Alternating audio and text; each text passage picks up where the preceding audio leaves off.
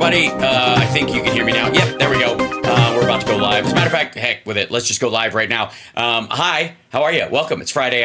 Sorry I started an hour late today. We're only doing the 1 hour because I did Dean Obadallah's show, which will be airing later this afternoon as part of his what just happened. What's the name of the segment? Anyways, I just forgot. Anyways, it was great. Conversation, very funny, and Dean has learned not to bring on more than one extra guest when I'm on, because I'm an overtalker.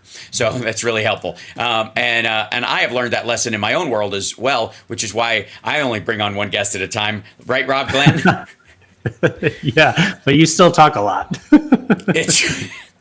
Yes. Thanks for noticing. That's okay. It's your show. You're supposed to. That's a good point. That's an excellent point. Thank you very much. His is not. Lots of stuff going on. I don't know that you and I haven't had a talk since the debate. So on a personal and and kind of just political interest level, I'm sure you felt as good as everybody else did. What stood out to you? Of course. Well, if anybody remembers what I was talking about last week, I mean, she did kind of those, like, she almost like, it was like turn, and there was like three audiences she was speaking to. She would turn to Trump and she would literally address him directly, and she would address the moderators in some sense by answering their questions. And then there were like 3 or 4 moments where she just looked at everybody else, and she was, or the audience, and she was like, okay. This is fucked up. Right. Exactly. Like, all right, I'm going to try and pretend this is kind of sane right now, because what the hell?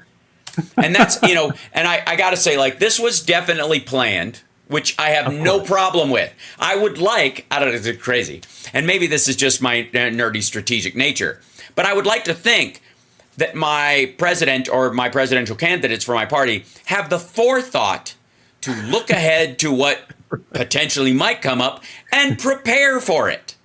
Right. Even, if anything, design a situation where they control the situation, the narrative that they're stepping into. I don't know why. I freeball this show, but if I had the resources Donald Trump has, or had, or something, or could borrow, whatever, like, I would like this thing.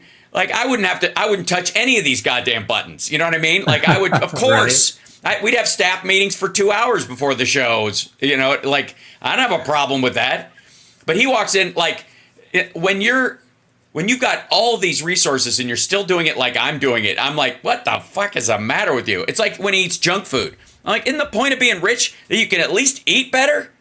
Right. You can have somebody else spend the time to make the food that's good for you, right? Like, right.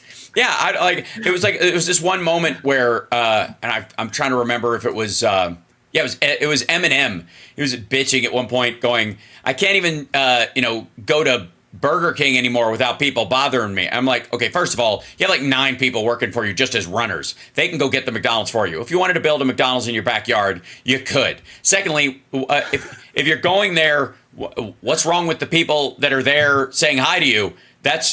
Are they below you? Then why are you at a McDonald's? Like, all of those things, like, go the fuck home. Or Postmate it, you weirdo. Or go to a fancy restaurant. Like, you can afford it. Yeah. So weird. I mean, this week there's been so much, I don't know, like people just surprised, or like, oh, we had no idea that she was, and it's like, haven't you been paying attention?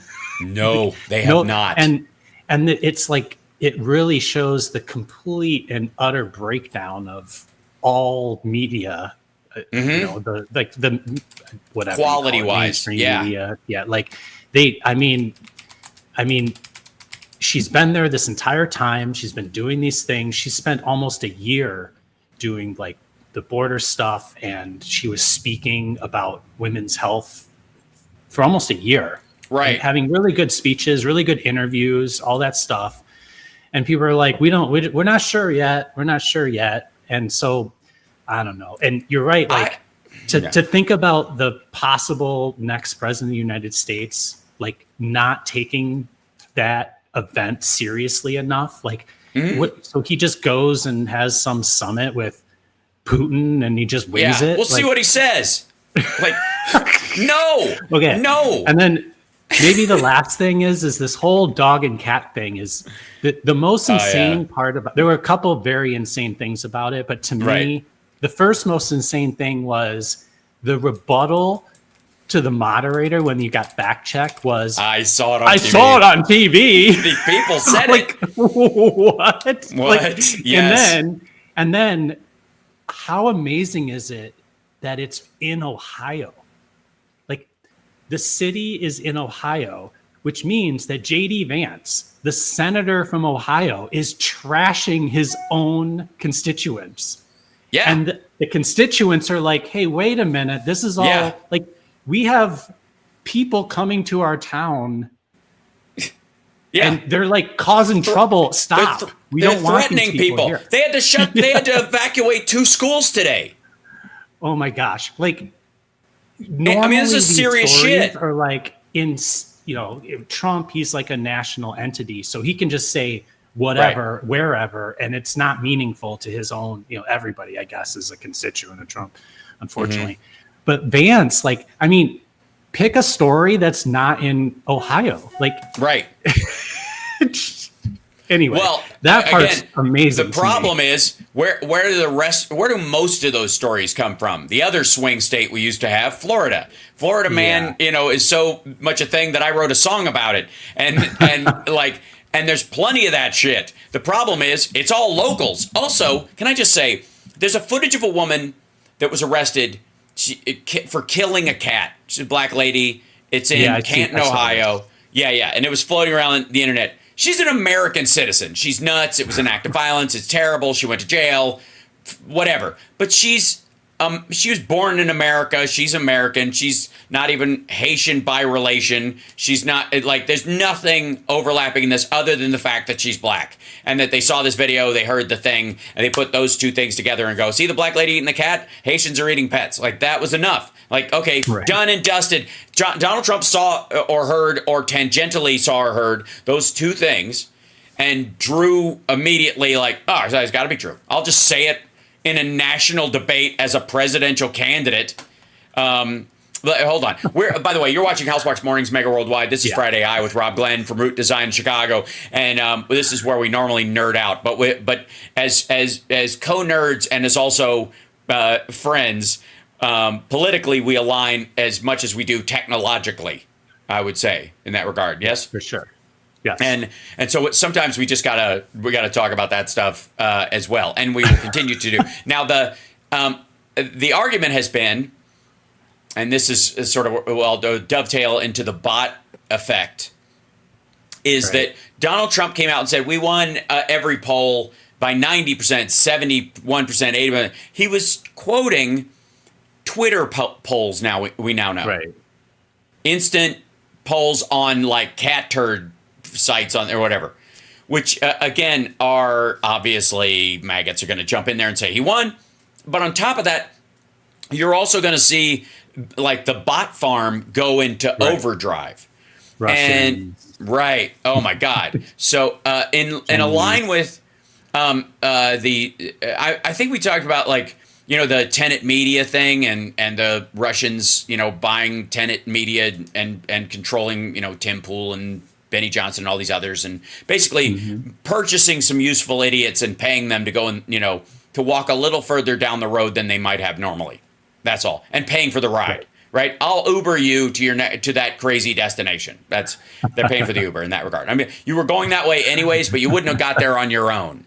And so, and you don't have nearly enough followers or actual audience to deserve this kind of money. So I'll make sure you got plenty of money to pay for all your other shit. Buy yourself some friendly press. Buy yourself some creature comforts. All that shit. Okay. So they busted. And on the ride to crazy, when you get to crazy, here's what you can say to sound crazy. Absolutely. Yeah, we'll talk in the car. And on top of that, though. So there was this like borderline Black Hebrew Israelite group called the Uhuru group, that was run by this like absolute lunatic, ferociously closeted gay dude in I want to say Georgia, North Carolina. They moved around a lot because they were going to build their own socialist black utopia. They were very aligned with the sort of fringe of Black Lives Matter, and they posted all about it, and they were basically it was a division group, whatever, on the other side from Tenet, right? The Tenet would do videos about this group going, look at this, isn't this terrible, right? That was one of the other things. Like, we didn't tell you what to say, but you should do a video about this group that we're paying to act like a bunch of fucking lunatics specifically. We'll fund some crazy people, and you'll talk about them like they're normal, and then we'll send them videos of you talking about them to make them even more angry and blah, blah, blah. That's how it worked, right? So they got busted today too.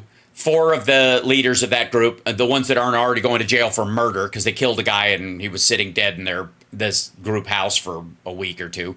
And anyways, they arrested them. You'll notice that you will not see Ben Shapiro and Steven Crowder and all these people attacking the Justice Department and the FBI for denying these people their free speech rights, even though the accusations and the mechanics of the conspiracy with Russia are identical. Right. Literally paying these dudes to be able to post online. Same shit. That, like, we talk about, like, far left, far right, or horseshoe like effect. Like, if it's a clock, if the far right is like 11 to 12 and the far left is 1 to 12.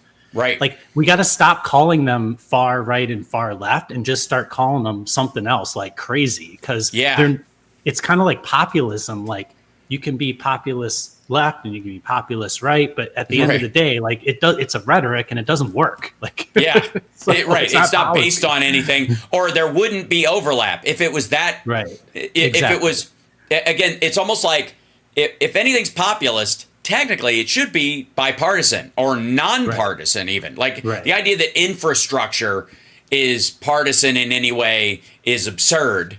It might just be priorities around infrastructure can be partisan because there's an argument about what helps the country move forward faster, internet or bridges, right? Okay, that's a good conversation to have, right? That's what politics is for, right? But the idea that somehow you have one party that's pro-infrastructure and the other isn't is stupid. It's maniacally dumb. And in the extreme where they're like, we're both for the same kind of infrastructure, because we want a communist future and we want a fascist future. We want to eliminate voting, and and we think there shouldn't be a nation state. The borders should exist. Whenever there's overlap in those groups, something hinky is going on. That is, So I think, so I struggle to explain to other people what the deal is with the Black Hebrew Israelites. That's hilarious. Crazy stuff. My favorite thing is seeing them on the L train after they're done for the day, after they're finished their shift,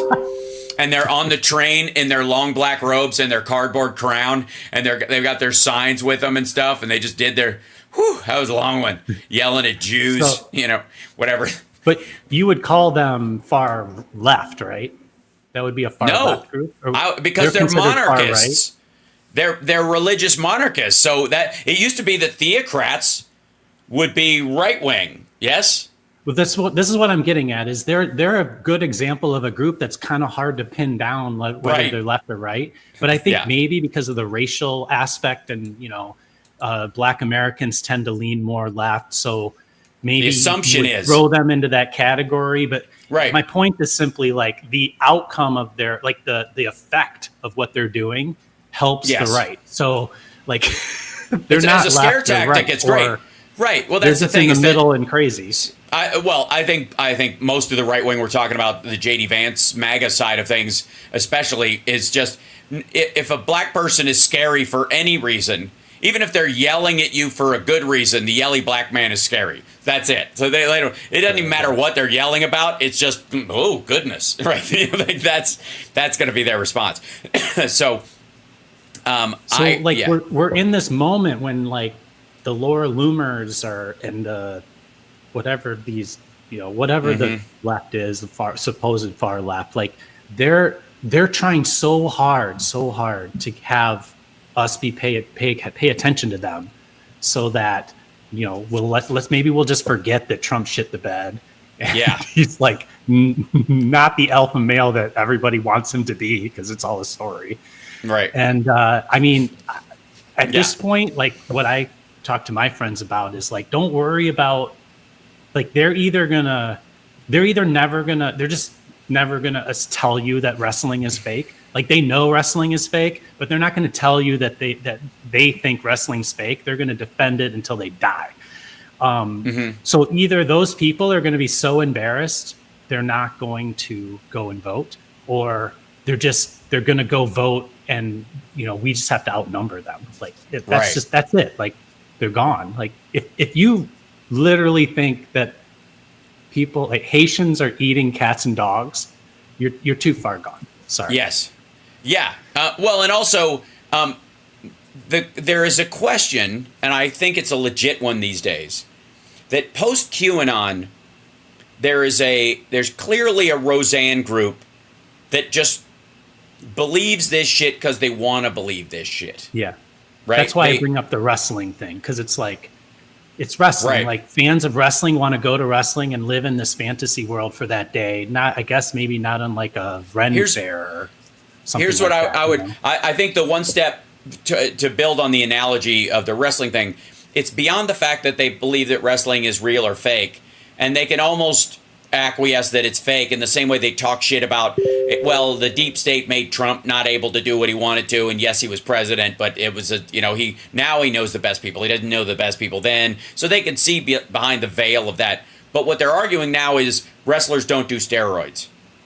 Wrestlers don't use performance enhancing drugs, or that they are religious pinnacles of the good guys are genuinely good guys in life, and the bad guys are actually evil outside the ring, outside their costumes when they're walking the street.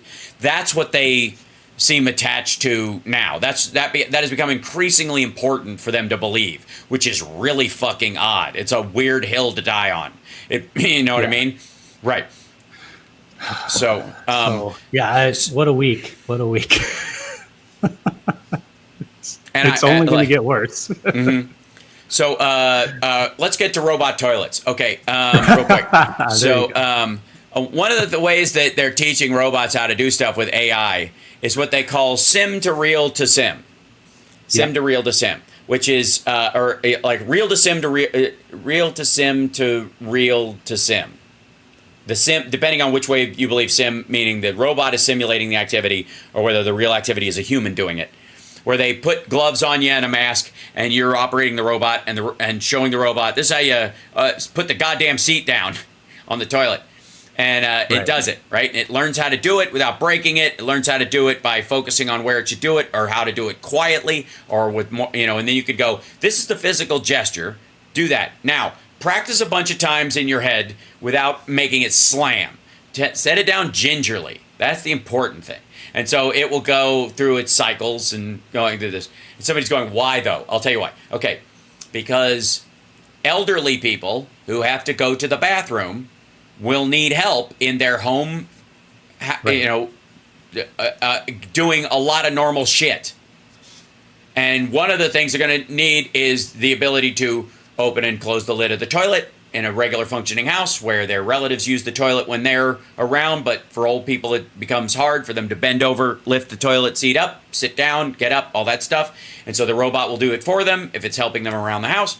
And then and then that translates to everything else. Opening and shutting a drawer, putting the silverware taking it out of the dishwasher, putting it in the thing. Okay, so how do you do that? Well, you could explain it and code it and all this other shit, or you just put on some glasses and some goggles and some gloves that simulate the gloves and go, this is how I would do it, like this, da-da-da. And then the robot just learns how you did it, and then you go, work on that, practice in your head. You don't have to physically do it. Just go through all the different things using Eureka. And I just love the image that they did. Is they had a shoulder and a wrist camera on this robot where they're showing the rendered action and seeing how well it does it, and it grades itself. This is from, by the way, here we go. This is this is the image they made of it. You'd think with AI they'd be able to make it, but this is a legit eye-level overview of the render and diffuse process, the context of putting the toilet seat down task. You don't realize how easy shit is until, for humans to do, until you try to get something else to do. Try to get something else to do it. Exactly. That's right. Like try to explain to another person how to do something that maybe you do that's like got subtleties, like, you know, cutting food or something like that, that somebody that doesn't know how to do it. And even that is hard, right? Like, and add to it, they're blind or colorblind, or they don't know what any of the words mean. So they don't know what a toilet is. Let's just start there. This is why robots were really hard up till now. This is why there's such a leap forward in robots right now with AI, you know, with large language models and machine learning, right? Is because now it's easier to teach them to get to the point where, okay, I know what a toilet is. I know what this is. They've already absorbed all this shit. And they understand what the word open means and understand what the word close means. And they know which part of the toilet opens and closes because they've absorbed all this shit already. So you're not starting from scratch. It just takes practice. And that's what's happening now. It's a huge, amazing step forward, as silly as this seems. There's a comment from Chris B. One solenoid can push the seat closed with gravity. So what a solenoid is like a linear, it's a thing that moves things in a linear way, or in this case, it's going to turn it. But the point of these robots in relation to that comment is we want to not have to like add things to existing things to automate them, because it increases the price. It takes you going out and swapping it out, things like that.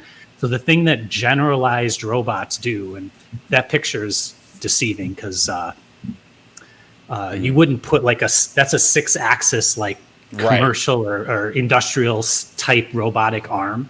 You wouldn't put that next to your toilet because you would put the solenoid on, like that wouldn't make any sense. But it would help, or it's more. It will be used a lot more if you could have a generalized robot that then did a whole bunch of other stuff. I know, Chris, you're saying, Chris just said it was a joke. I know, I'm just using it as a point. Like, because to other people, like, they don't know why you would do this. It is crucial. Why are we doing this? Yeah, so the reason for the why is that we're trying to make more general robots a thing that can do a lot of things instead of a thing that can do one thing a lot. Right.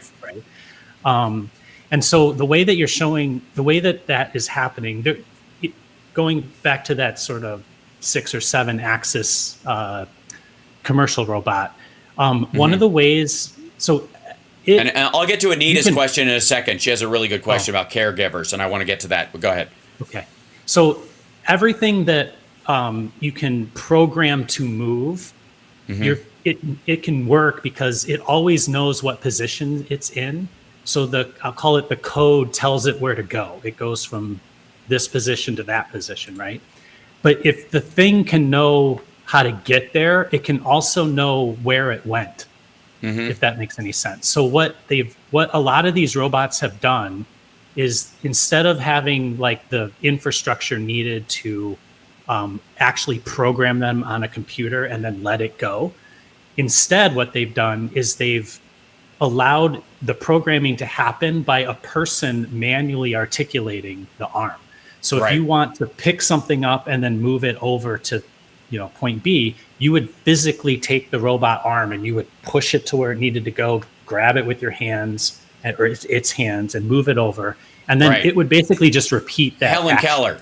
It's like the movie about Helen Keller. Like, they literally take the hand, put it on the soup spoon, say "spoon, Helen," and then into the soup and guiding it to the mouth or whatever. And the idea being that eventually you just kind of repeat muscle memory the idea, and then you get better at it with habit. Yeah. So think about how much empowering and how much time that saves if you don't have to like learn a program, learn how to tell it what to do, then code something to tell it what to do, and then it does it, and I guess I did it wrong, now I got to fix it. Just that one action of allowing to basically repeat what you made it do is a key aspect to decreasing the time it takes to make this stuff work better. So the thing that you're showing there in the toilet seat is the next level of what I just described, and that is using effectively like the technology of VR. So everybody kind of understands that you've got these goggles on, you've got things in your hands, and it knows where your hands are. And you are controlling the game, but the opposite can also happen. the opposite being that if you said, I'm about to take my VR and my thing and I'm about to go open a cupboard, take out a plate and put it on the counter, it would know where you were in space to do that, and it could then copy that. And so when you say go from virtual to real and then real to virtual, that's what is happening right now inside of these mechanical, these like software and mechanical things. There's a lot of back and forth. And after it has enough real data, it can use AI to sort of fake real data that it's not really fake. It's sort of like generated real data. Yeah, it can generalize based on what it's experienced before, because a cup is a cup is a cup is a cup is a cup. And with minor variations, we can all pick up a cup in our hand of varying sizes depending on our grip strength and the weight of the cup and whether it has a handle or not, based on our experience with other cups with or without handles and different cups of different sizes over the course of our lives. So if you can, but the general idea is that it's basically conical shaped and it might have a taper is basically all you need to do. And you don't have to reinvent the wheel, for lack of a better obvious analogy, every time you pick up a cup. You make slight variations so you don't drop it, right? Because it might be slippery, it might be wet, any of those kind of things, but you learn through experience in that. Now robots are able to do that because of large language models, because of AI being able to extrapolate these things like, oh, I understand what a cup is in concept now. And so if you tell me to pick up the cup, I don't have to go define cup. Define which cup. What's a cup? Define how hard should I grip the cup or whatever. Like pick it up. Who cares what form it's in when I drop it? It could be crushed, right? That's the distinct part of it. I could just squeeze it to make sure. The important thing is not dropping the cup. Cool. I'll just squeeze it so hard it breaks in my hand, but I never dropped it, right? You have to work through all that shit. And that's why the newest, that's where that kind of logic has been such a high order problem for a very long time when it comes to robotics. Now, the question that she was asking was about caretakers. What do we say to the caretakers who are taking care of old people now? Thanks for your service, but we don't need you anymore. I would argue the main thing is that we do not have enough caretakers, period. Right. We never will. We'll never have a one-to-one caretaker 24/7 that everybody can afford. So also arguably, the caretaker needs to sleep. If they are hired 24/7, they still need to sleep. Yeah. And maybe you have two caretakers that work for some rich person because they can keep them there all the time, right? But that's a rare exception. If you have a situation where there's a robot that never gets tired, is always awake, is constantly monitoring the person's heart rate and breathing and that kind of stuff, understands if they've fallen like an Apple Watch does now and those kind of things, has certain sensors on them so that if they're upstairs and something goes south or they need to come down, they can touch something and go, hey bot, come get me. I think my knee hurts or whatever. And that bot shows up, helps you up off the bed, even if you don't need total care. Those kind of things are just not, haven't been possible ever. Now they will be. I talked to my son on Thursday about he's in 8th grade. And so next year he'll be in high school, and the high school that he's going to be going into and all the other high schools. And they talked about this in his career and future class that he has, which is great. It's like home ec but for now. And he was saying that they're all figuring out ways that every student will have AI working with them in the high school starting, next year. And that means when he's going to be in there, he'll be like the first or second class that experiences it fully.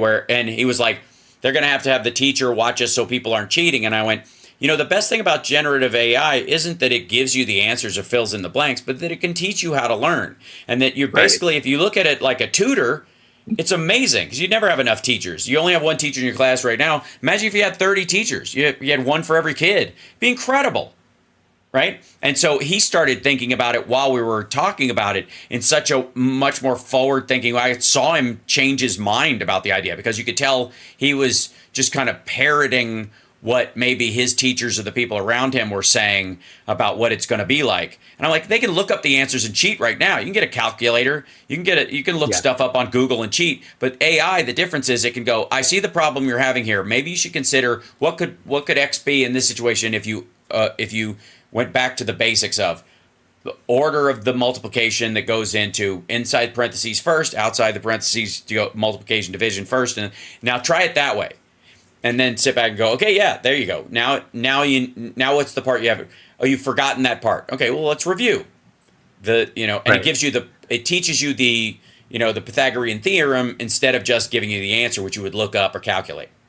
Right. If you asked ChatGPT today to solve a particular equation, it doesn't just give you the answer. It actually explains to you how it got there. Right. And so it's then your choice if you want to read through and learn how it got there and internalize that, or you just take the answer. And that's the same choice that you made before, whether you wanted to go look it up in a book or Google it or copy it off of your partner or off of your neighbor's worksheet, right? Like it's still the same choices that we're making, but you make the awesome point that it's really about teaching you how to ask questions and how to critically think about something. And and it can act that way. It actually does act that way unless you choose not to use it that way. Yeah, and one of the issues that we kind of talk about is the joke I've been making is that Donald Trump is speaking right now like he's asking ChatGPT to make his speeches, but he's using the first iteration, all hallucinations that would make up historical fallacies, never checks its work, it would just hallucinate all kinds of garbage, It's just it also after it's done hallucinating, it runs it through and back out of a Russian translator. Right, yeah, right. So it makes even less sense. So it's just kind of spotty grammar as well. But this is now ChatGPT has announced this week a higher reasoning version of ChatGPT. I'll see if I can bring it up in here, but it's like 01, whatever. But the point is, it gives it the ability to thoughtfully consider and reason things. Now, it's slower, which is good because it's thinking through stuff. It's checking its work, and it's much better at logical stuff. So one of the big things, they're calling the new version of ChatGPT Strawberry because famously, AI had a real problem explaining how many R's are in strawberry. There's 3 R's in strawberry, but it would say 2 a lot because there's 2 right next to each other. And the reason it would say that is because in all the iterations of conversations about how to spell strawberry, a lot of people get it wrong or explain it. And when they're saying how many R's are in strawberry, what they really mean is they know there's an R in the straw part, but is there 1 or 2 R's in the berry part? Right. And the question is, are there 1 or 2 R's in strawberry? But it's trained on a whole bunch of people talking to each other and asking the question, are there 1 or 2 R's in berry? Or 1 and 2 R's in all kinds of other words that are single syllable or double syllable word, not a conjunction. Is that what strawberry would be called? So typically when we talk about these things, we ask about a specific zone of the word, and it's you know the rest of it. You're just asking about those 2 letters or 1 letter. So it answers in that way because it was trained off of the majority of the data, which is our conversations about that, the way we communicate in that situation. Yeah, so, and sorry, I didn't mean to interrupt. No, it's crucial because it's a logic problem is why it got screwed up. Instead of answering the question, it was, again, we've talked about how ChatGPT and all of the other large language models are effectively autofill on steroids. They look at the patterns, what you're expected to say. You know how you have like word suggestions when you're typing stuff because most of the time when somebody writes this, the next word is one of these 3. It's not. Most people aren't that original. They're trying to communicate normally. And, everybody's not speaking in poetry or Shakespearean language. They're trying to go, I'll meet you outside the theater at 10. And so I'll meet you outside and it knows you're at a theater, and it knows it's 9:15 right now, so 10 o'clock or 9:45, right? So what's the nearest hour or something like that? It doesn't mean you'll use it, but it's practicalizing what that would be. Totally cool. Right. That's autofill, and it's totally capable of doing that right now. It is not logic, however. Because if you need to do something that's based on logic, I'll meet you outside the theater at the place we met before, unless it's packed, in which case I'll go to the other place. Like, it can't fathom that, or couldn't up till now, because it doesn't know your history, and it can't like allocate enough resources to figure out what the ever-loving shit you're talking about. Now it's increasingly capable of doing that. It's slower, but it would be like a friend who doesn't know what place you're talking about. Oh, the restaurant, right? Because that's where we met. And then the other place is the corner where you walk out to where nobody is there. So okay, that works. Like, you're using shorthand. It can't deal with shorthand at all because it takes a lot of assumptions, and it's not willing to do that. And it's been programmed not to make too many assumptions. It's been programmed to repeat patterns it sees so that it doesn't get too far afield. Otherwise, it would just talk in gibberish and blah, blah, blah. Okay. And importantly, the pattern it chooses is the pattern that it thinks or feels is the most probable, meaning it's happened the most out of these situations. So in the case of strawberry is like an edge case. It's like it's not typical that you would ask it that way. And so it's kind of like a trick question. And that's why it fails, because it's taking the answers that are most given, not the answer specific to your question. Don't get me started on trying to get the funny thing is that ChatGPT can explain y'all better than Southerners can. Because it knows it's got all the papers on colloquialisms and language growth in the South programmed into it. Right. So sure. The other, so it's explain what skibbity. Skibbity, right? Yeah. They're eating the dogs right now. They're not eating the dogs.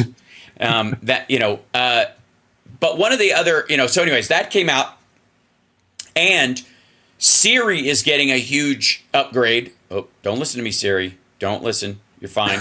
Simmer. She's getting a huge upgrade this fall, and they're going to roll out parts of it starting, and it's the talk of all the Apple stuff right now. And the iPhone 16 is going to be driven largely by this AI assistant on board to it. So unlike the Google phone or the other ones that use Gemini, that one uses Gemini, or the Samsung phone that uses Gemini, or any of the Android phones that will use Bing or one of the other AIs, or even ChatGPT itself, it will stay on board on the chip on your phone largely, and it will only ask outside of it if you ask. So it's much more private, and that's what they're shooting for, which is why they're taking their time. It's really smart. It's going to affect a lot of things. It's going to make it, and it's also going to bring AI to the desktop without a internet connection way faster. Right. So the question is, how much energy is it going to use? So this is the other story this week that I think is crucial. So I love this, Mr. ChatGPT, they mean Sam Altman, and other AI power players are going to the White House to discuss AI's massive thirst for energy. They did it already. They went and spoke with the Biden-Harris team today or late yesterday, talking about how there's going to be a 13% rise in technological use of energy by AI specifically, because of the cloud computing aspect of it and how computationally heavy it is and how the heat draw. Now, I actually think they're not calculating in their own cascading energy usage as AI solves its own problem. Right? As AI, if you ask AI to solve scientific problems or create a battery using the available stuff that we have and increase the efficiency of wind and solar by an order of magnitude, how would you go about doing that? Use it, and having the actual data on the solar cells themselves, or the wind patterns and weather patterns in a way we can't track, those kind of things. Or even larger than that, the efficiencies AI will help to create inside of existing everything systems else could easily save more than the 13%, probably even more than that. So what they're really talking about is startup energy, it's really difficult to calculate the benefit of it or the harm of it, just because you have to guess what all of these efficiencies are going to be later. Yeah. So this is and again, these sound really enormous, but they kind of aren't. So the way they put it is, a single request on ChatGPT consumes about 10 times as much electricity as a typical Google search, according to the International Energy Agency. That's not a fair comparison. Yeah, exactly. By 2026, the AI industry is projected to consume at least 10 times as much as in 2023, which is like, of course it is, because it's a fledgling industry. That's like saying automobiles are expected to consume, 10 times more energy in 1970 than they did in 1950, they're going to do in 3 years. So let's, in what was the big heyday from 65 to 68? The auto market grew exponentially because we started building gas stations and all that stuff, and so people started, like, that was the spike in cars, right? And then on and on and on and up, right? AI is expected to spark a 160% surge in power demand from data centers by 2030, which again is like, well, I need to know a baseline before that matters to me at all. You know what I mean? Again, right. It's like, and that's on top of what it is today, but isn't that AI going to be replacing, in theory, just on the simple case of this that they quoted here, in theory, AI would eliminate the need for Google. Well, what about all of Google's data centers and all of their spiders and all their databases and all that stuff? And that stuff's been going on since 95 or 90. Yeah. I don't know when Google started. And has not grown in efficiency. They've been building and powering data centers for 2 decades. Mm-hmm. So, and all of a sudden AI comes out and it can completely replace all of that stuff. So, sure. Also a single request on ChatGPT is 10 times as complex in its expectation of an answer as a simple Google search, which is just an algorithm kicking into overdrive and providing you with 100,000 rando clips, some of which are sponsored and pushed to the top of the line, and the rest of it is just kind of it guessing at relevance, right? Yeah, the power used there. It's a combination of both the request itself and it answering, and also the training that went into doing that. Right. And so I'm not. This is a very generalized thing. Yes, and it's very annoying when these things come up. Right. So this is where they get this from. This is the Goldman Sachs thing. AI is poised. Well, there's a lot of servers there, Hal. Oh yeah, it is. Yeah, it's a very clean room. What are there? 12 of them, and if you count the 2 over on the sides, maybe. Okay, AI is poised to drive 160% increase in data center power demand. On average, a ChatGPT query 10 times. Okay, so this is where they got the data from. This is from the Goldman Sachs report. For years, data centers displayed a remarkably stable appetite for power because they did a remarkably standard thing. Right. And they're mostly hard drives. They're mostly just spun up hard drives holding information. That didn't tell us anything. Now the pace of efficiency gains and electricity use slows and the AI revolution gathers steam. Goldman Sachs research estimates the data center power demand will grow by 160% by 2030. As a result, data centers worldwide consume 1 to 2% of overall power, but this percentage is likely to rise to 3 to 4%. Yeah, but what do you get rid of when you switch stuff over to AI? You know what I mean? In that sense, you're counting on everything staying the same and it just being stacked on top, which is a fallacy. So here's how much do they consume. This is and again, these projections are always fun to watch. But it's like nothing till 2018, and then pow. Yes, this is true of anything that was invented. You want to talk about cotton production once the cotton gin started? Like that graph looks exactly the same too. And then all these people having to process all this cotton had to eat food and do stuff. Think of all the service members we need. That kind of shit. So workload demand for data centers is going up. Of course it is by comparison. This would be, I think, a relevant comparison. At one point, you guys know how much I love the movie Remo Williams.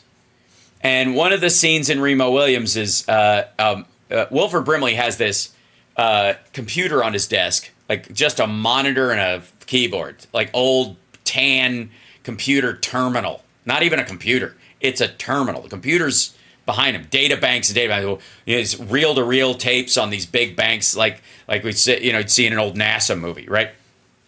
And those things ran for there's so much energy drawn on those things. They were hot and they broke down all the time. They had to be serviced constantly. And he's talking about I could probably tell the temperature your ass in that chair if I wanted to from this thing, which it couldn't at all, which is just silly. But the idea is that it was way more advanced. And point being is that those things got dismantled, and everybody got a laptop and a computer in their home that does way more work does all the work of those computers and more combined. All those units now, one laptop does way more. Your phone does more than all those things combined. Period. Right. Including the terminal, which is multiple colors and plays videos and can explain things faster, blah, blah, blah. And it uses way less energy than all that shit. But now more people have them. Now there's access. And so the same thing is true of AI and cloud services, that at one point governments had access to cloud services. Giant corporations could have their own servers running. Their Realtor.com could post all their pictures for the internet on their server. Now they buy that server space from AWS, from Amazon, or some other site, or they buy pieces of it everywhere. The data just moves, and it's never in one place. Half the picture is here, and the blue pixels are in another computer. It's spread all over the place with cloud computing. And so,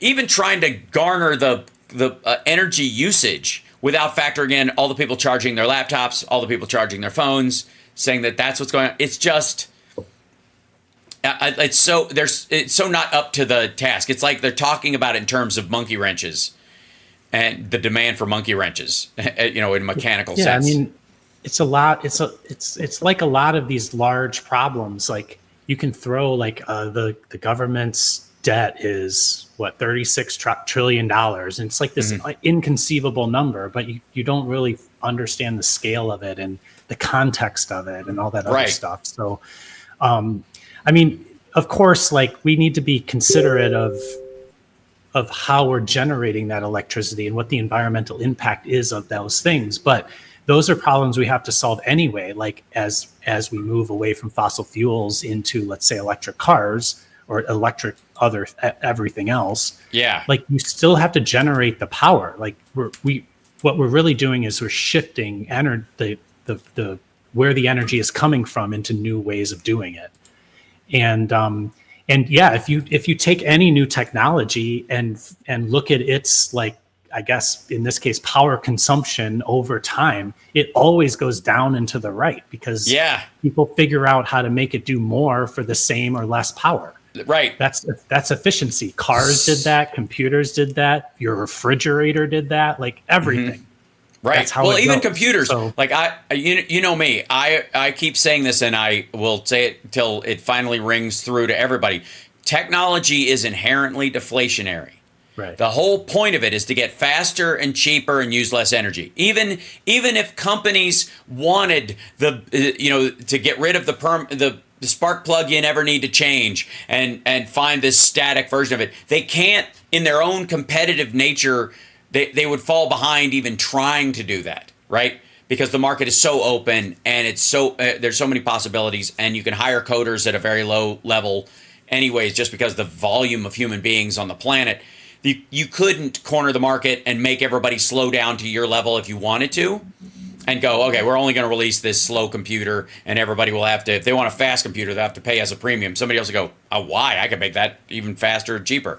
And then, Zoom. That's what's happened. If you look here, it's really hard to see this. I'm sorry. I tried to blow it up. For whatever reason, Sachs is maybe if I just keep blowing it up at an insane level, and it will make it. It makes the picture the same size. I don't know why. It's so odd. But in this, these are power spikes of how much IT load. Look at Virginia. That's the operational IT load of Virginia is 4,694 in megawatts. Chicago is 982, all of Chicago. Oregon, 1602. San Francisco, 842. San Francisco is Silicon Valley. That's the operational IT load, energy for megawatts. What do they need? Well, why this? Because of the DOD, Washington, and the fact that all of Wall Street goes through the security apparatus of the United States to keep its cybersecurity locked in, so the Dow can't be crashed by some idiot, with an algorithm. That's why. There's the DoD, ladies and gentlemen. The inventors of the internet still draw the most power. And the other reason why is, to your point, it's an older, expensive system. They have not updated a lot of shit because it's not safe to do so yet. It opens up too many windows. All right, I got to go back to this thing. We've talked about this before, but it's sort of difficult to conceive. But the upfront work to train a model, it effectively gets turned into what amounts to a pretty small file, and that file can be then run locally on your computer, your phone.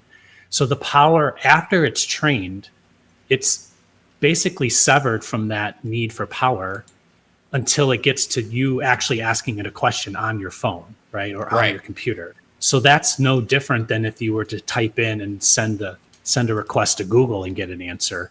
It's just doing it locally on your phone.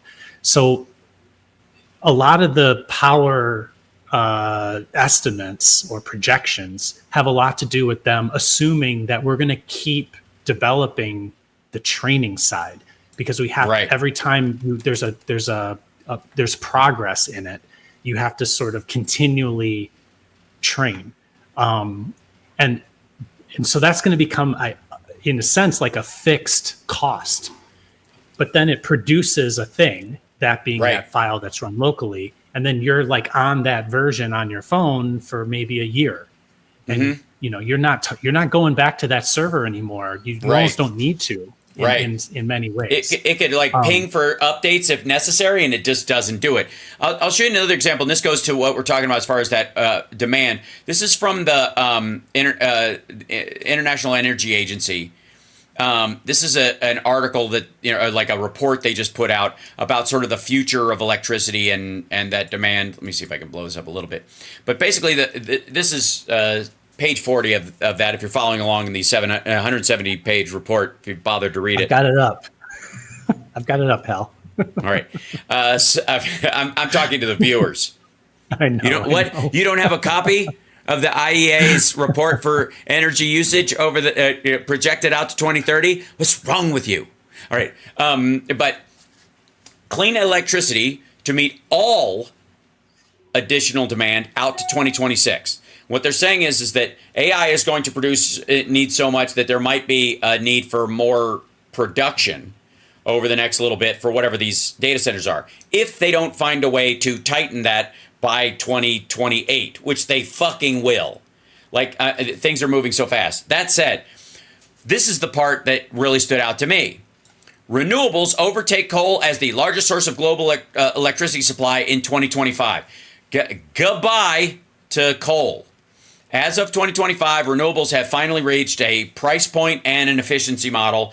And by the way, that was projected to happen in 2030, right? They were trying to write off that point, like, 2030 is when we finally hit net zero. Net zero is part of this. That's what they're talking about when they say net zero. What they mean is clean energy overtaking coal, and we're zeroing it out. We've got enough energy doing it where we're starting to zero out the pollution, okay? This is projecting that thanks to advancements in science and efficiency and the investment in the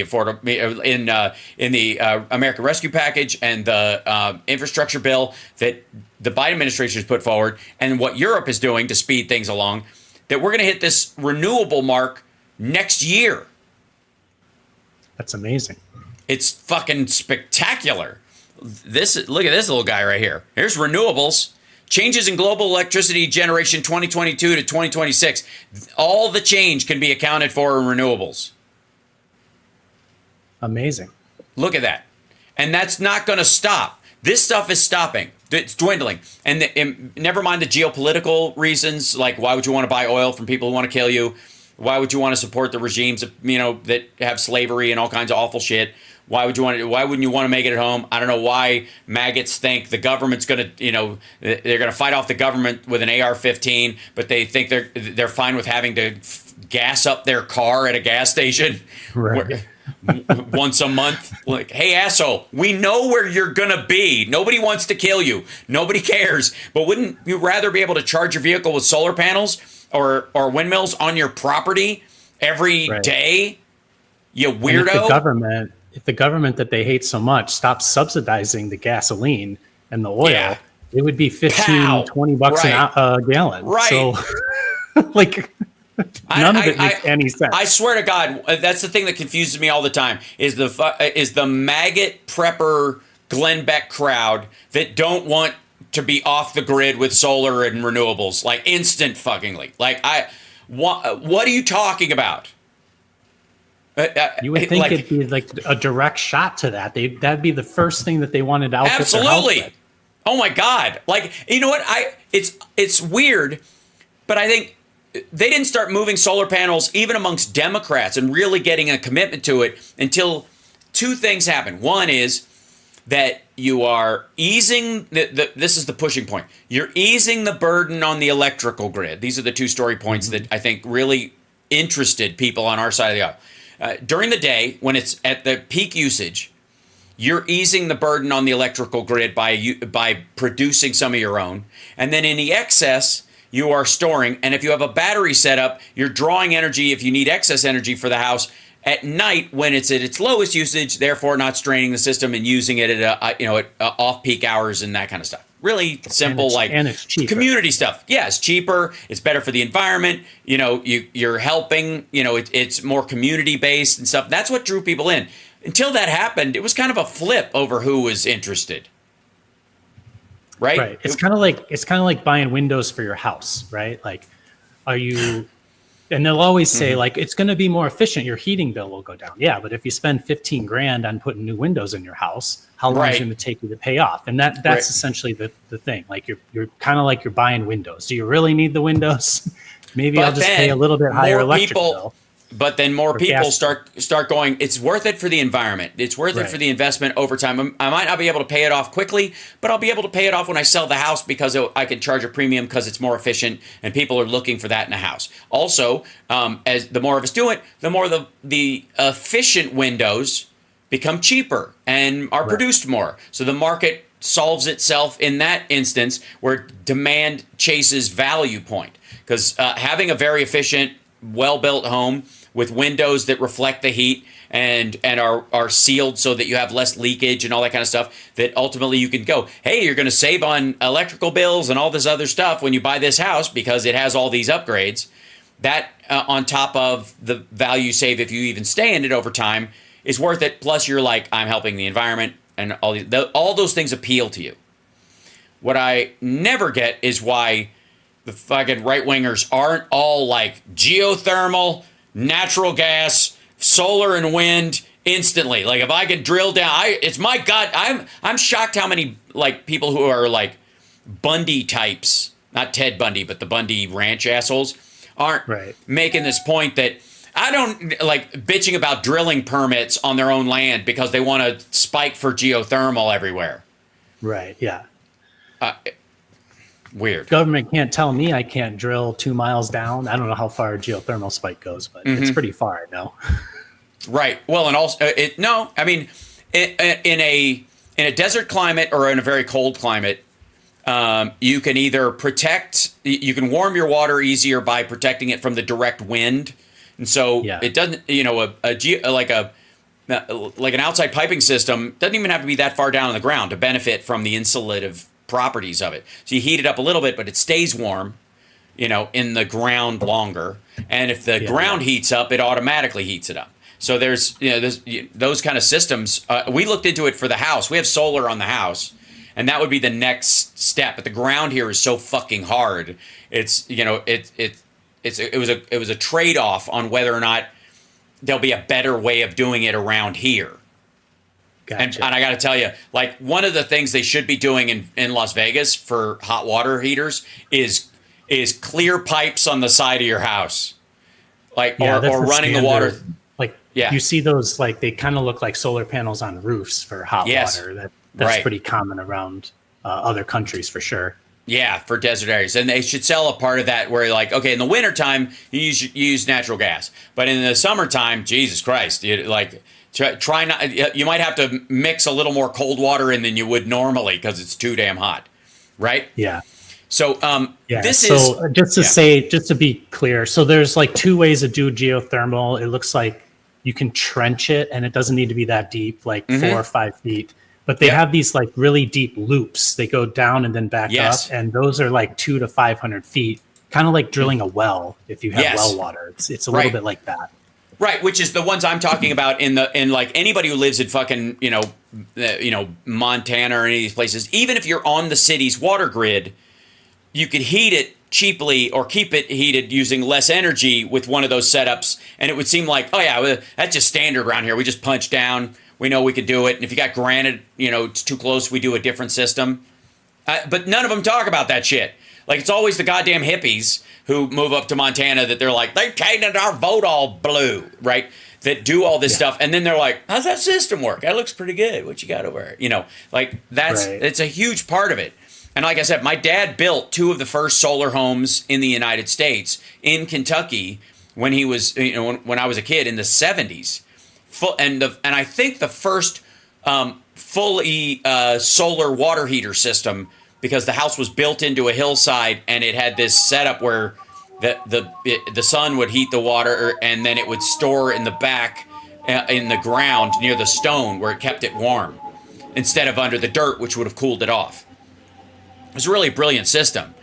But we had that in the 70s. Again, if Ronald Reagan had just kept the solar panels on top of the White House, we would be so much further ahead with solar efficiency now. If we'd have just not interrupted it. Same with electric cars. If they hadn't pulped all those electric cars and Who Killed the Electric Car, and they just let it develop naturally without fighting it, it would have been huge. Now, that ship has sailed. That shit, nobody's fighting that shit anymore. That whole, we've got the perfect spark plug. We never have to change it, but we make so much money selling spark plugs, we're not going to release it. That's gone. There's nobody, if somebody found out a way to make an engine that runs on water, people go, cool, water engines, let's go. Like, they would move right onto it now. Totally. It's a different world. And the way, we all hate Elon Musk, but a group of people put their money together and are shooting spaceships into space privately. Yeah. You don't think that if you could run an engine off of water, that some small group of people wouldn't just start making water engines and say, fuck you, big three? You think they'd want to make that much kerosene all the time and solid jet fuel if they could just go, oh, the water engine works. Like, it's silly, and in many ways they do. It's the hydrogen energy. It's hydrogen. This idea of big things making big, organizations making it impossible for other things to happen is no longer the case, because there are small companies doing amazing things these days just because of the availability and cheapness. Well, they're building of on top. Yes, and they're also building on the SpaceX and Tesla and Twitter wouldn't exist if it wasn't for the Obama administration propping up Tesla as part of their rescue package for the big three and making sure there's money for electric car companies.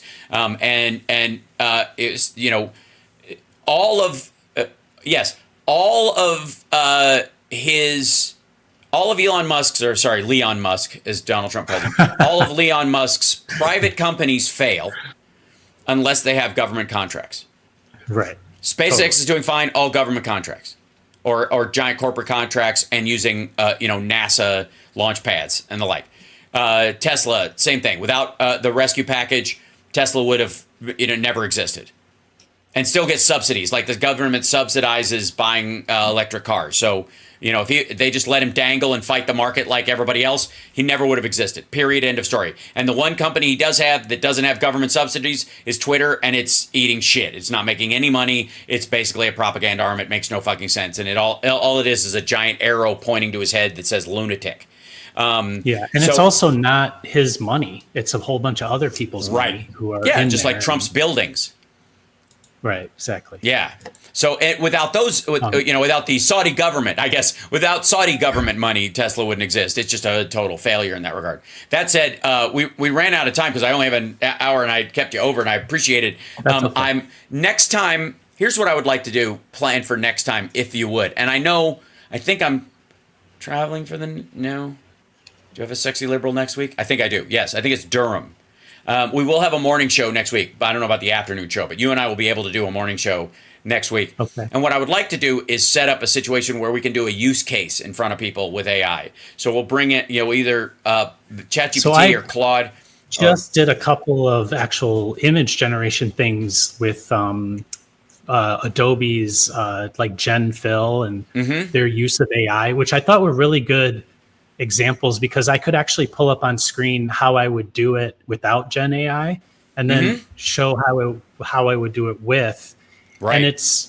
And when you start to see like actual use cases like that, it starts to sort of demystify it and make it more understandable. Like it's about like making things go faster that you would have done anyway, and it would have taken you longer. Right. So yeah, I'm totally into that. And so you're going to be on the road, or? I will be I think I'm at home for the morning and I leave later on that day. Yeah. Cool. So if I'm not, I will, I'll be, I will be, because I don't leave till Friday night going to Durham. I'm not hanging out there any longer necessarily than I have to. Not that I don't like Durham, but it's one of those, it's one of the more in-out gigs. Because I don't have another gig. I don't know if it'd be useful to people, but I could show people Arizona, how I whatever. use it for coding. Am I lagging behind? No. Somebody else wrote something. I have Sexy Liberal next week. If someone were not a chat fan and just dropped in at that point, it sounds so awkward. I don't think so. It makes total sense if you look at me. Anyways, thank you, Rob Glenn from Root Design. Awesome. You're a gentleman and a scholar, and I want we're going to start getting real friggin' practical with our usage stuff. I'm going to try and design a little space for us to be in when we're doing stuff together where maybe you can share your screen and I can pop it in there and vice versa. We tried that before. Maybe we could make something that's more screen-centric and the two of us to the side. Yes, little teeny up in the corner. My thing would be all from my side. And yes. Anyway, we'll figure it out. Yeah, we'll figure something out. But so that we can show people how to like incorporate it now. Start working on what hey, if you want something, this would be the way to use it, even if it's Gemini or Copilot or one of those things. We're going to do that. Absolutely. So much love. Thank you guys so much. And I will be having an afternoon show, regular afternoon show, or irregular or whatever. I mean, it is the greatest live stream that exists, so I can't really let it slide, can I? No. I got to be a good shepherd. So thanks so much, Rob. Appreciate it. Thank you, Hal. Thank you, chat. And we'll see you next week. Absolutely. Thanks so much. All right. There he goes. Ladies and gentlemen, Rob Glenn. All right. Thanks, Rob. And there you go. I'll let you go. And there you go. And he's just awesome. We love Rob. And being able to talk about this stuff. I know it might seem wonky, and I know it might seem like we're getting ahead of it here. We're not. We're all behind, and we're all going to be running to catch up to what's happening with AI and robotics and all this stuff. And it's going to be on us as fast as the smartphone, and people are going to have to adapt, and it'll be an extraordinary adaptation. And we want you guys to be ready for it and okay with it and easy with it and go, okay, yeah, I can get into this. Okay. We're going to get there. So, by the way, real quick, this one right before I go, can I give a little, story shout out to James Comer. Hey, James, you know that point you're at right now where your whole like Biden impeachment thing is eating shit and it never was going to go anywhere anyways, but now it's like really falling apart and nobody wants to even talk to you anymore because not only did you fail, but it's irrelevant, right? You know that part, James, Jamie, Jimbo, comb over. You know that part? Okay, this is for you, buddy. This is for you. China's online retailers Shein and Temu in focus as U.S. aims to plug trade loophole. The Biden administration, China money. The Biden administration said on Friday it was moving to curb low-value shipments entering the U.S. duty-free under the $800 de minimis threshold that has been exploited by Chinese e-commerce firms such as Shein and PDD Holdings, which is Temu. White House officials said they will propose a new rule to deny the exemption to packages that contain low-value goods subject to Section 301 tariffs on Chinese goods, Section 232 tariffs on steel and aluminum products, and Section 201 on safeguard tariffs on products including solar panels and washing machines, solar products and washing machines. The proposed trade rule includes the need for new information disclosure for small packages to help U.S. Customs and Border Patrol protection agents to better identify contents for illicit or unsafe products, such as precursor chemicals that can be made into fentanyl. Yeah, Biden's still president, still working his ass off, just so you know. American workers and businesses can outcompete anyone on a level playing field, but for too long, Chinese e-commerce platforms have skirted tariffs by abusing the de minimis exception, U.S. Secretary of Commerce Gina Raimondo said. The announcement comes 2 days after Democratic lawmakers urged Joe Biden to use executive powers to close the de minimis provision, calling it a loophole that allowed Chinese imports to evade tariffs and ship narcotics without customs inspection. The exception has been part of the U.S. trade law since 1930 to accommodate individual travelers. That's when you fly over with shit in your own bag, which is fine. But the threshold was raised to 800 from 200 in 2015 to help small businesses, including sellers on e-commerce platforms such as eBay, where, of course, owned by PayPal, of course, J.D. Vance, Peter Thiel.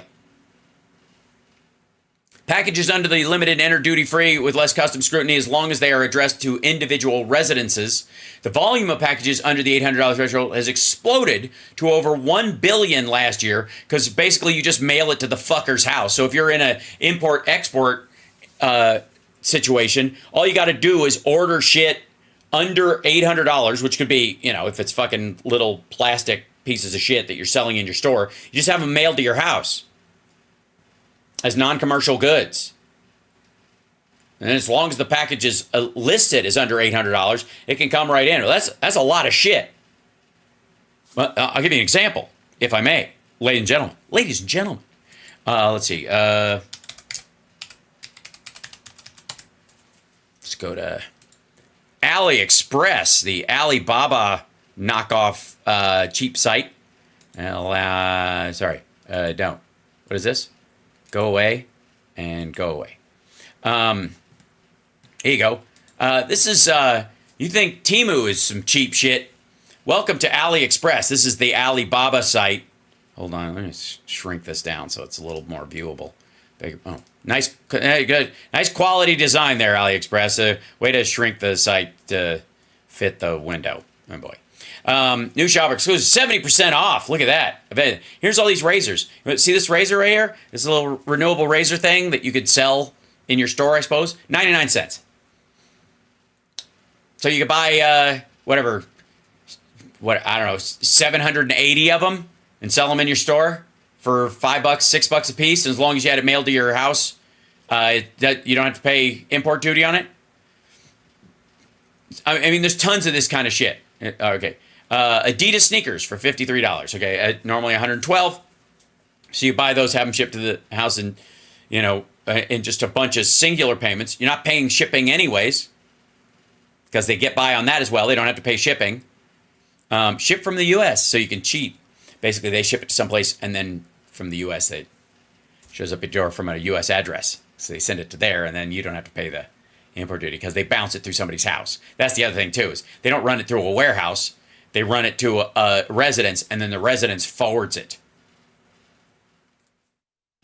There's tons of shit on here and a lot of it is stuff you're like, oh, I just saw that for sale on, if you ever see something for sale on Instagram, you can see it for sale in bulk on this site. Yeah, it's just it's drop shipping. 99 cents for 20 Pokemon card things, and then they forward them and whatever. Just on and on and on and on and on. Here's stuff from 79 cents. Let's just click on this guy. I'm just looking through some of this shit right now. Go away. I don't want a shipping thing, you weirdo. $2.19 for RGB lights, like light strips. Got a nightclub? Do the whole nightclub for $19. There you go. A bunch of knockoff AirPods with fingerprint coating on, this is touch. It's a touch button. They make it look like it's fingerprint. This is bullshit. Headphones, lots of headphones. Anybody who makes their own headphones, they're made in China and people copy them and then sell the exact kind. So if the Kardashians have a special headphones they sell, you can go on to Alibaba or AliExpress, go find them, and they're the exact same ones. You can even have your logo put on them. Is this the stuff from Wish? Yeah, same shit. Same shit.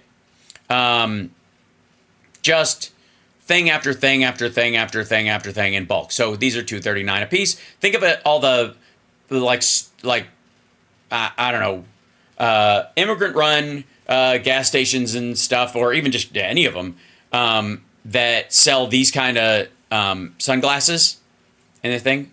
Okay, the way they get around, the sales tax and the import tax on them is that they order less than $800 worth of them, have them sent to their house, and then they bring them into work in a box. All of the bodegas in New York run this way. That's why they all have weird shit. That's why they sell fucking like butt shaping thigh stuff and underwear and selfie sticks and headlamps, like just rando shit at all those bodegas in New York. Why? Well, because they're cheap and you could buy, if anybody buys them, you sell 5 of them, you've broken even or made money.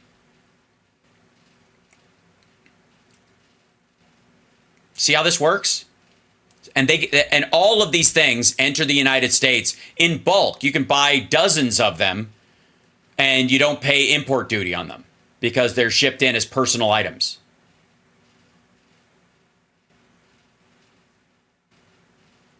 Just saying.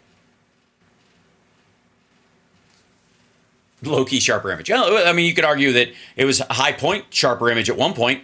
It's just the cheaper knockoffs or what have you.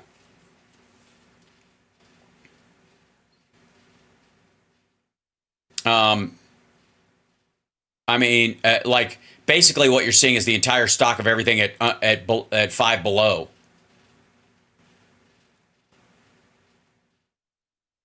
So, point being is that the Biden administration is finally going to take a bite out of this shit. That's undercutting stuff that's made of a higher quality in the United States or through our partners in other countries that are safer and more well thought out, and the original designers. So somebody invents something and they should get credit and be able to sell it without somebody knocking it off and stealing it. And that's, hold on, let me get back to you, chat room, real quick before I goo. There we go.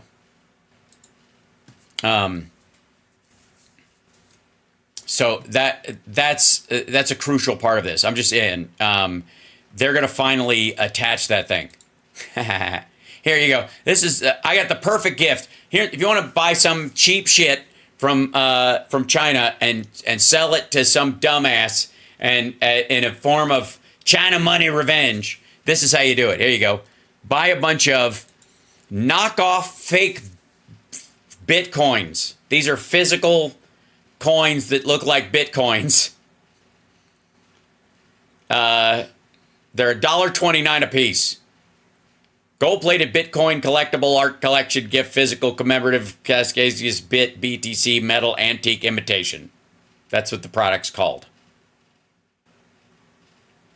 And they're normally $3. They're $1.29. They're 58% off, and you buy them in bulk. And the more you buy, the cheaper they get. There's just a bunch of these things. Yeah. Now, what are they worth? Zero.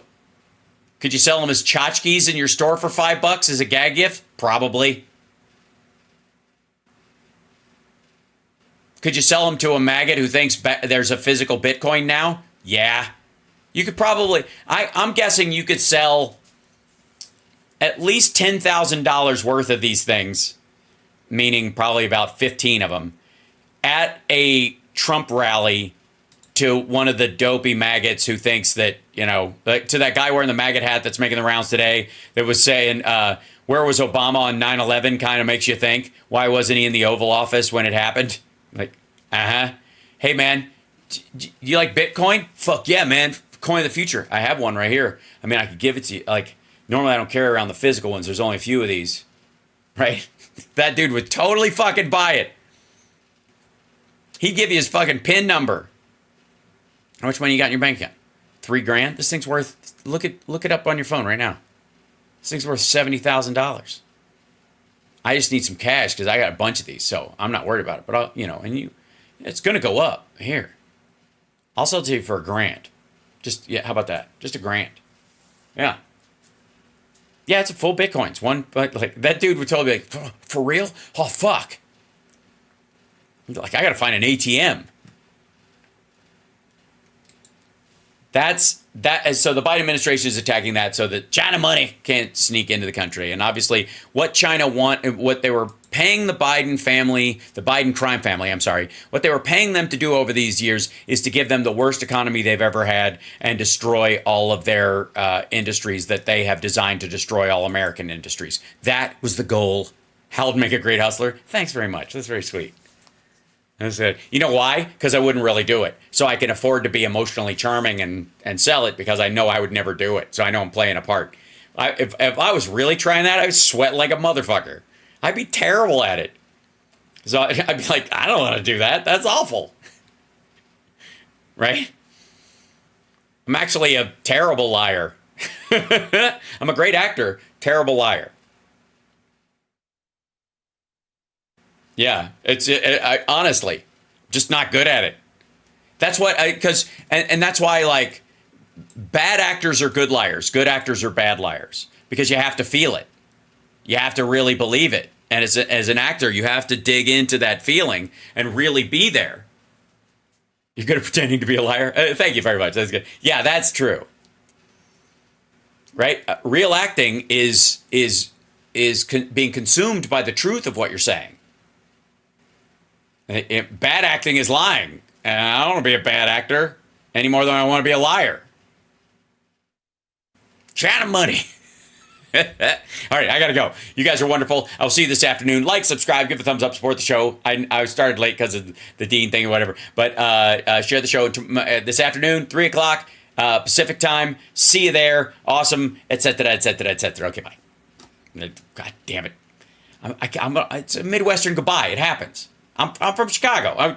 You can't just go, see ya. And I never understood those phone calls online in movies where they're like, Sam, it happened. Click. I told him. Like, I'd be like, Sam, it happened. Uh-huh. Yep. Okay. Yeah. Okay. I'll be there. I'll talk to you. Yeah. Okay. No, you hang up first. I'd be terrible at it. It's a funny story, but...